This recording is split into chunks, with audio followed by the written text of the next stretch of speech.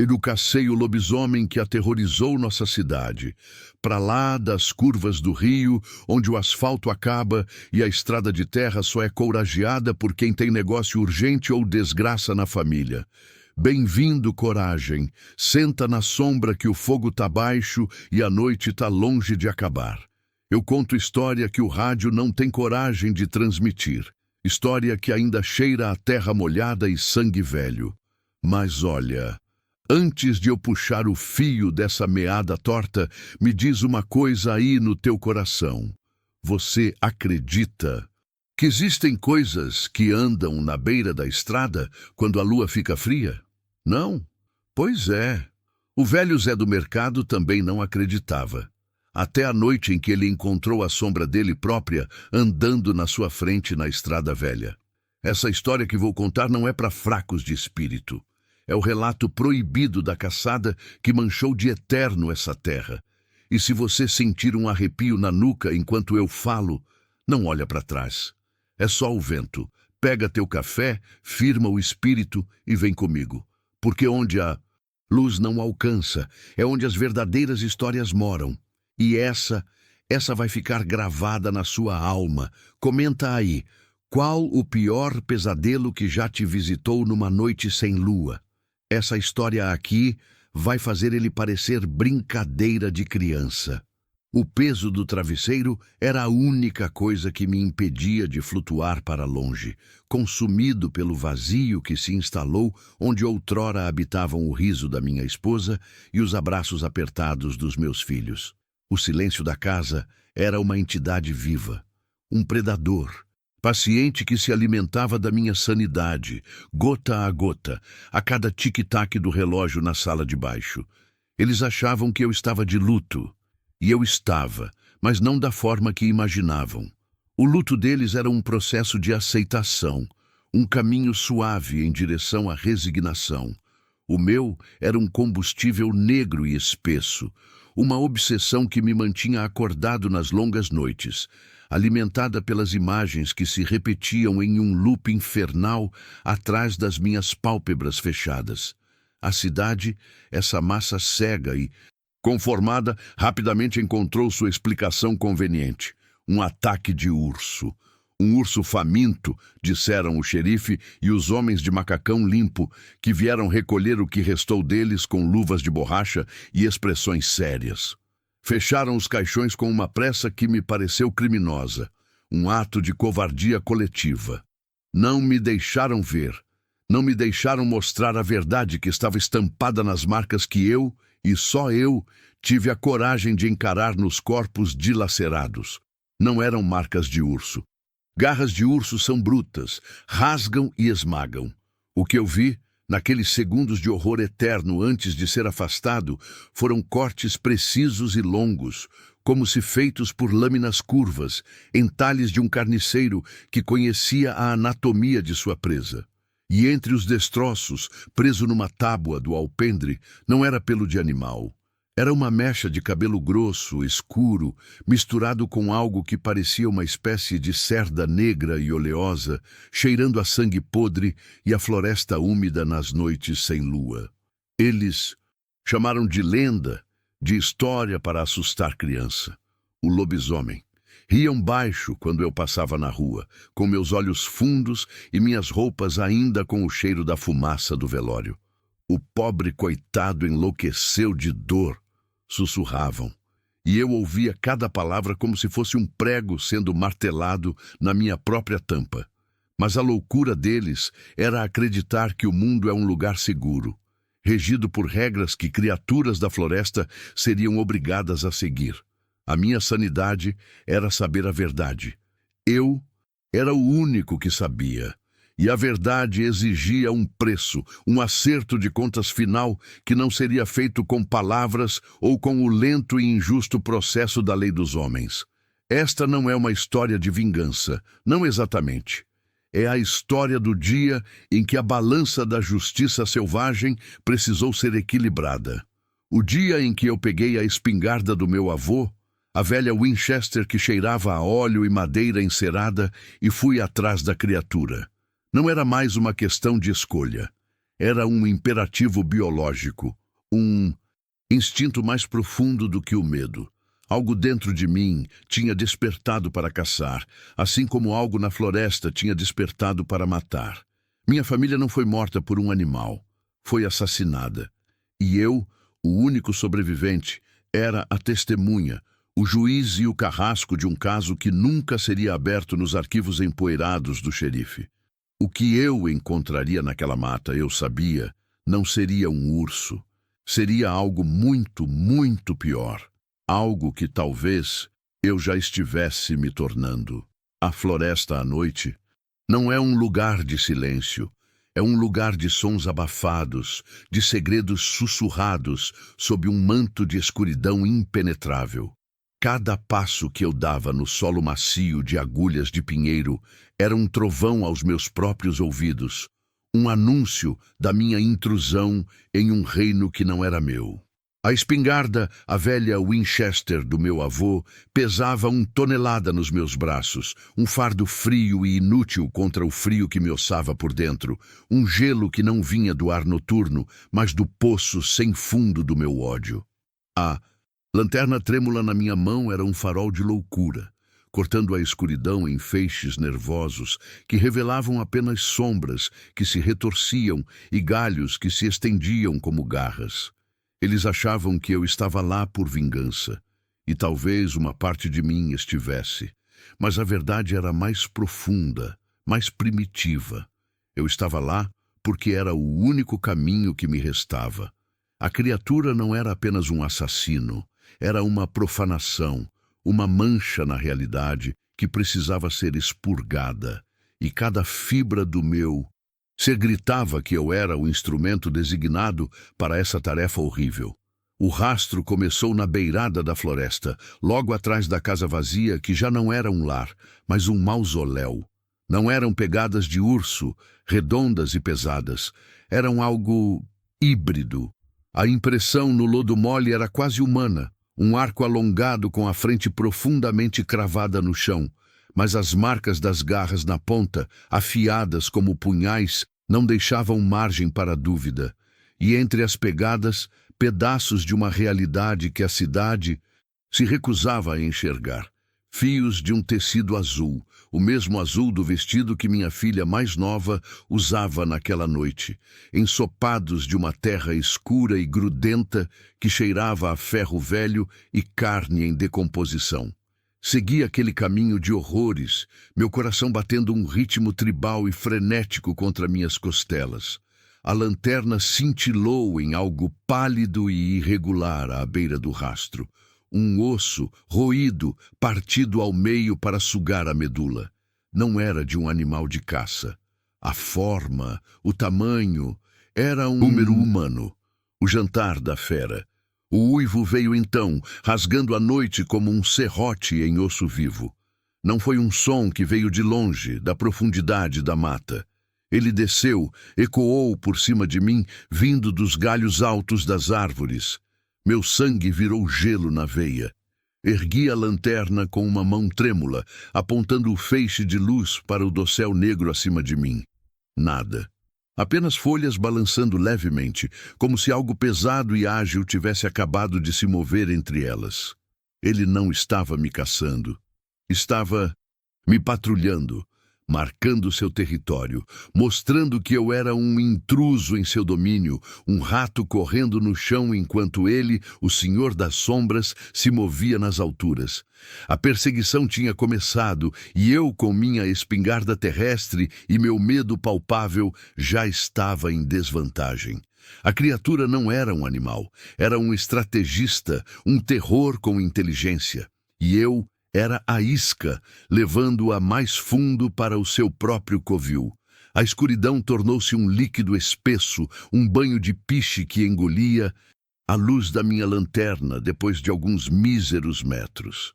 O uivo ainda ecoava nos meus ouvidos, uma vibração física que fazia meus dentes rangerem.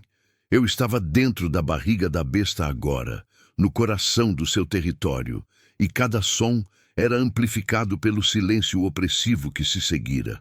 Até os insetos haviam se calado. Eles sabiam.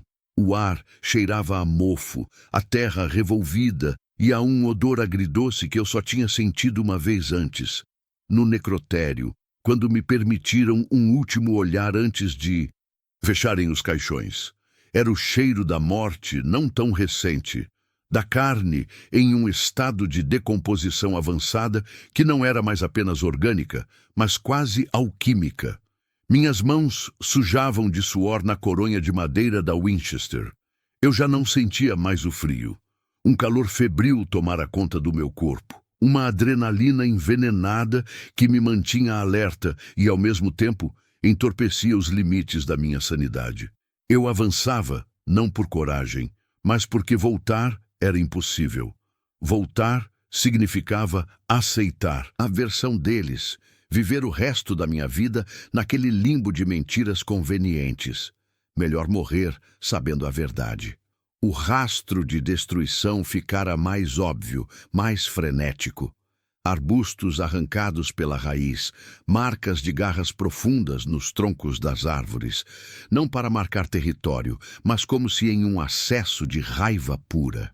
E então a lanterna captou algo à frente, uma clareira natural onde a luz da lua, pálida e doente, filtrada pela névoa que começava a se formar, conseguia penetrar.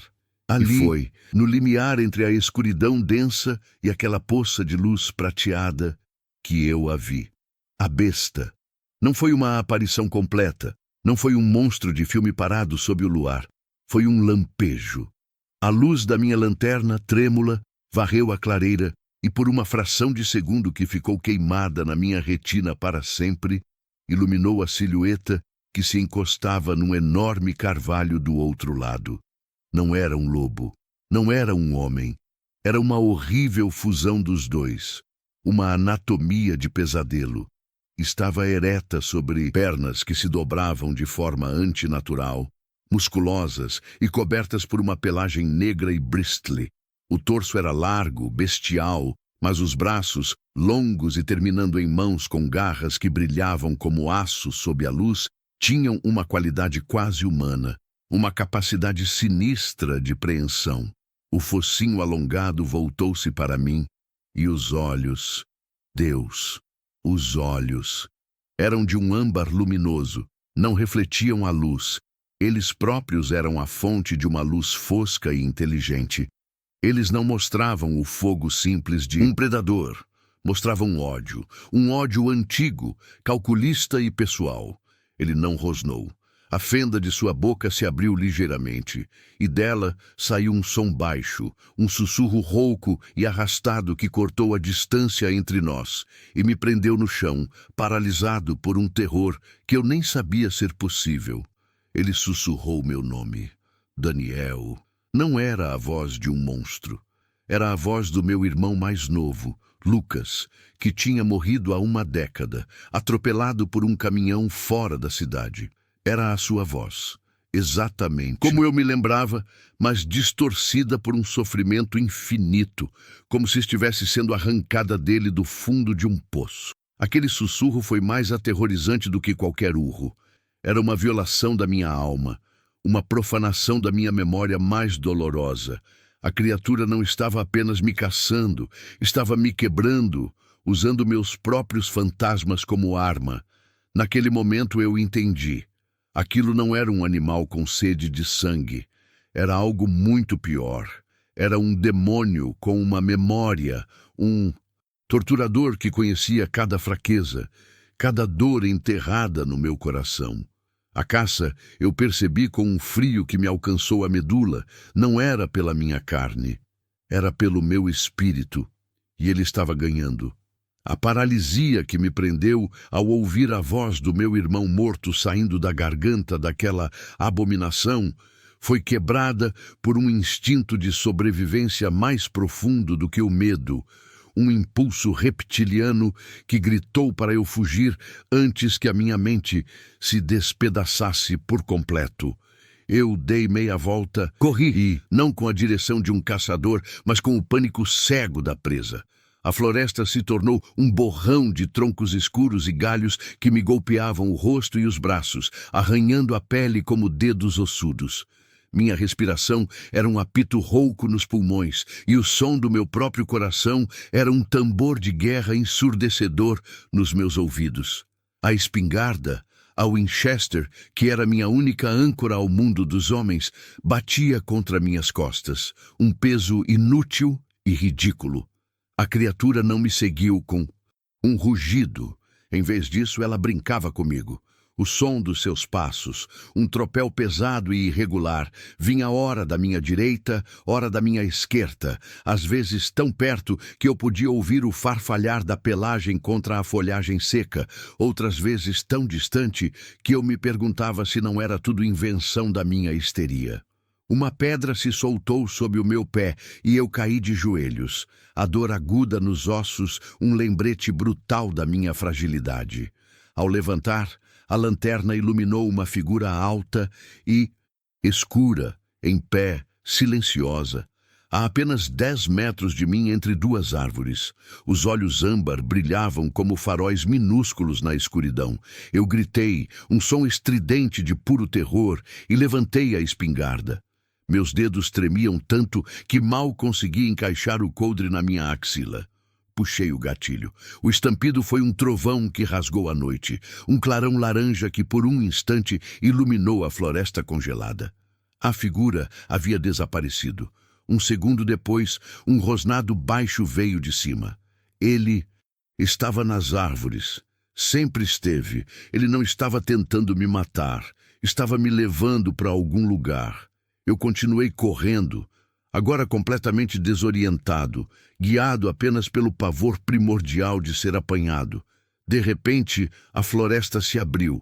Eu tropecei para fora da linha de árvores e me vi à beira de um riacho, à frente da estrutura esquelética do velho moinho de água, abandonado há décadas. Suas paredes de madeira podre estavam negras pelo tempo e pela umidade. E a grande roda, parcialmente quebrada, parecia o osso de uma criatura colossal fossilizada no leito do riacho. O cheiro aqui era insuportável. Era o epicentro do fedor que eu vinha sentindo, um concentrado de morte e podridão que fazia meus olhos arderem e minha garganta se contrair. A criatura queria que eu estivesse aqui. Este era o lugar. O som de passos pesados atrás de me fez virar. Ela saiu da floresta, não com um salto, mas com uma caminhada deliberada e lenta, seus músculos se movendo sob a pelagem, negra com uma graça sobrenatural e aterrorizante. Os olhos âmbar não piscavam, fixos em mim. Eu recuei, tropeçando nas pedras molhadas da margem, levantei a espingarda novamente, minhas mãos suadas escorregando na madeira. "Vai se danar!" gritei. Minha voz um rangido quebrado. "Vai se danar para o inferno!" A criatura parou a poucos metros de mim. Ela ergueu a cabeça para o céu, para a lua que finalmente rompera as nuvens, e soltou um uivo. Não era o uivo de um lobo, nem o grito de um homem. Era um lamento de agonia pura. Um som que falava de séculos de solidão e de uma maldição eterna. E então ela atacou. Não foi o ataque relâmpago que eu esperava.